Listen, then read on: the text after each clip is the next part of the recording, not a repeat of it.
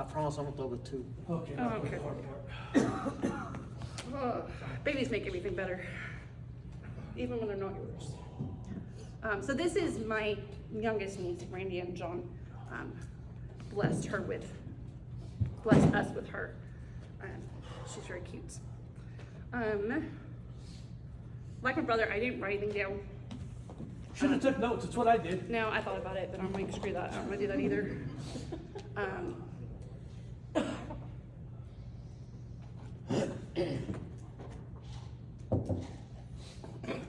I probably experienced more death and losses than people should.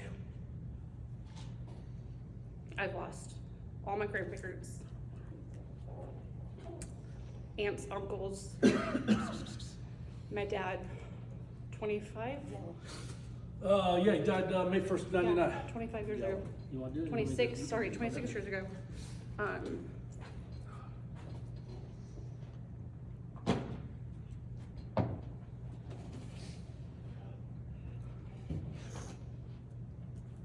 My mom worked at Albertsons for a really, really long time.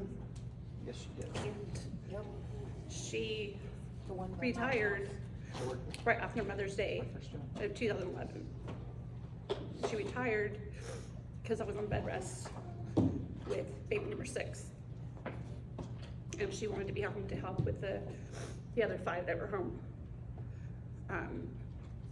I've been going through some of the paperwork to get things finalized and all that, and I found her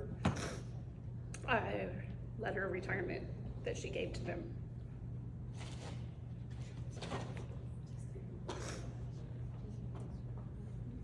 That woman sacrificed and gave us more than probably anybody other than Jesus Christ in this world. If you know my brothers, we were all born with the same lovely teeth. We were blessed by Grandma Duncan with those lovely teeth. My mom worked her butt off at Albertsons with her insurance to make sure that I had braces. Very grateful for that. When my ex-husband and I were looking for a place to move, we found a house first, and then we found the land, and for the very first time we heard of Farmersville. We're like, where the hell is this? We found out where it was, and we're like, we don't know if she's gonna come live with us out here, because it was pretty far. And she told us, she goes, I'll give it a little while, and then, I'll let you know. Now, Erin's almost 23. So she made it almost 23 years with us. I was blessed with the fact that other than the vacations, spending summers with my grandparents, I didn't have a lot of time away from her. We lived in the same house up until my dad passed away, and then she and I moved in an apartment together. And then again, when I met my ex-husband, he moved in with us. And then we moved to Farmersville, and she moved in with us. And what? You gotta tell them about when I went and picked him up at the airport. Which time? Did we pick him The up first time. No, we picked him up the first time. I picked him up. I had no, whatever time I picked him up, I had no clue what this dude looked like. Not a freaking clue. And I'm in left field. This is pre 9/11, so I'm just kind of walking around. I see this dorky looking dude with a backpack. I'm like, it's gotta be him. Sure shit, it was him. Yeah, no, Mom, me, and our neighbor picked him up the first time. Oh. But yeah, to the day she died. She's always been with me. And I know that we're always up and downs, and I wish that sometimes she would just like go somewhere, like just get a house for a little bit. Oh, she said the same thing about you, so it's mutual. I'm sure.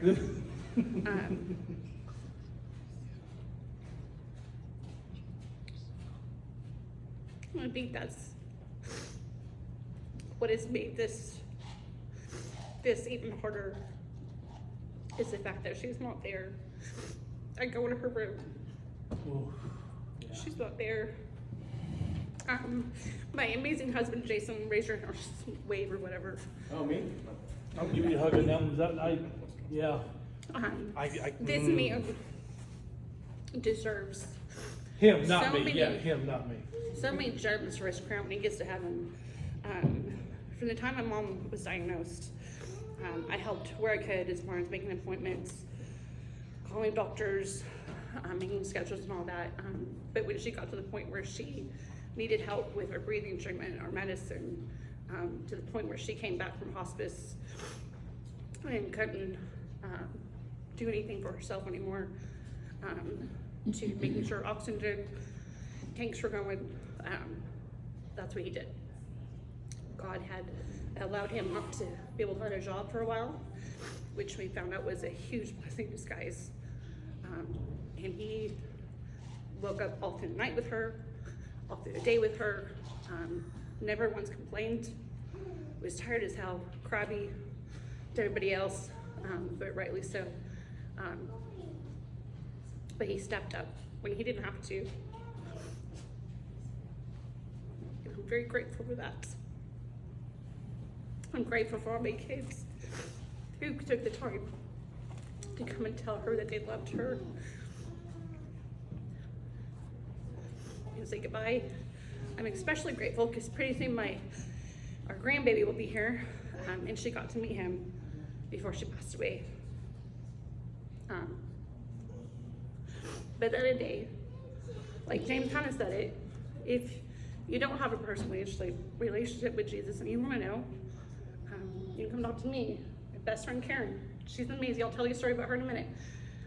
John, Randy, Jason. Hot Rod can tell you Hot about Rod. Jesus too. Please come ask. Because I know without a shadow of a doubt, that's where she is. God gave me that reassurance. She's up there and she gets to see the two babies that I lost.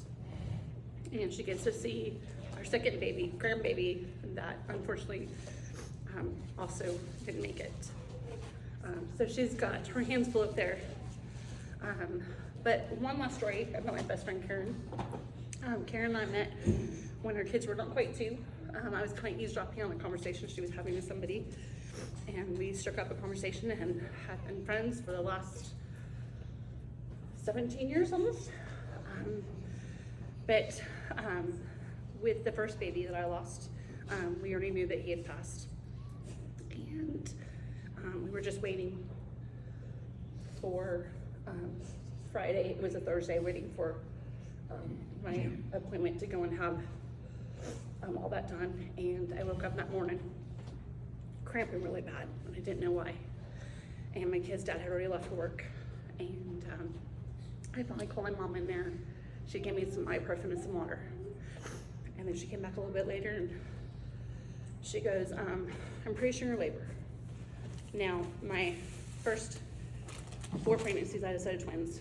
Were all C-sections, so I didn't necessarily know what contractions felt like yet. So I'm like, okay, great. So what's that mean? So I called my doctor's office and they said, we need to get you in right away, because I was about 15 and a half weeks gestational with him. My mom didn't drive anymore at that point. All my kids were home. So who do I call? My best friend Karen. And she had just gone out. She goes, hey, give me a little bit. Let me jump in the shower, get dressed, and I'll be right over there. So about an hour later, I go ahead and I'm like, well, I'm gonna take a shower, shave my legs. I'm like, just apparently normal stuff that you do when you're having a miscarriage. Contractions weren't super bad yet. We get into, I think we took on mom's car, and we put a trash bag in the seat just in case, and then we called their dad, and he said that he'd meet us at the hospital. And about as soon as we turned off of our road on a 380, those contractions hit super bad. Throwing up, crying. I remember Karen praying a lot. And we got to about El Dorado and what is that street? McDonald Street. And we had called their dad, and he says, you know, screw the doctor's office, go straight to the ER. So we're going over, what is it? Not George Bush, the other one. Sam 121. Tolway. Yeah, So I'm going over there, and she almost was like, I think we need to pull over and call ambulance. We just keep going. We finally get there, and she stayed with me until Aaron got there. Well, she stayed a little bit more, but then she left.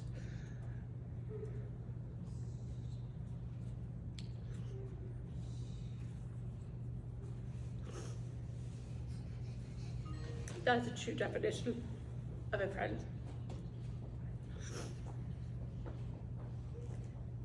My mom, after we lost the second baby, every Mother's Day, would make sure when she got these little, like, lawn display things, she'd always get one for the babies. Dollar Tree? Yeah, always Dollar Tree. She always made sure she recognized them.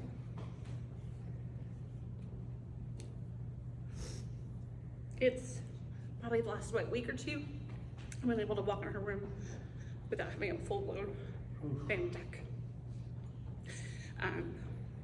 I'm a kindergarten teacher, for those that don't know it. So this year's been hard. I did tell my parents what was going on, just so they knew. And I told her when she passed away, those amazing parents told their kids. So when I came back after the week I took off, I want to say 99% of them, as soon as they walked in the door, walked up to me and said, I'm sorry. Lost your mom.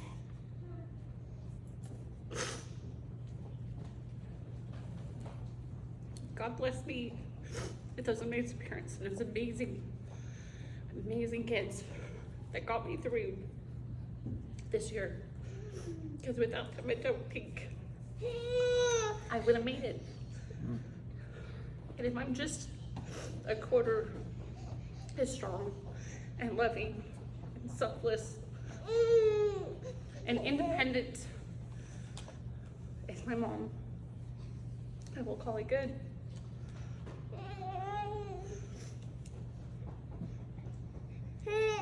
Any other stories you want to hear? Other than I was a favorite child? That's the truth. You know it's true. You were the favorite to pick on. I wasn't the favorite. We all knew who won. I was a good child. I'm the black sheep of the family. That would be me now. Uh-huh. So that's me now. What, the black sheep? Yeah. Negative. I've been the black sheep from day one. I was the one who smoked and lighted stuff on fire and got brought home by the cops and Yeah, it just got touched me. suspended from school. Yeah, there was a bunch of that. Because I hung out with people like her. Spent too much time in the bathroom? Yeah. Puberty, it happens. Okay. Nothing to see here.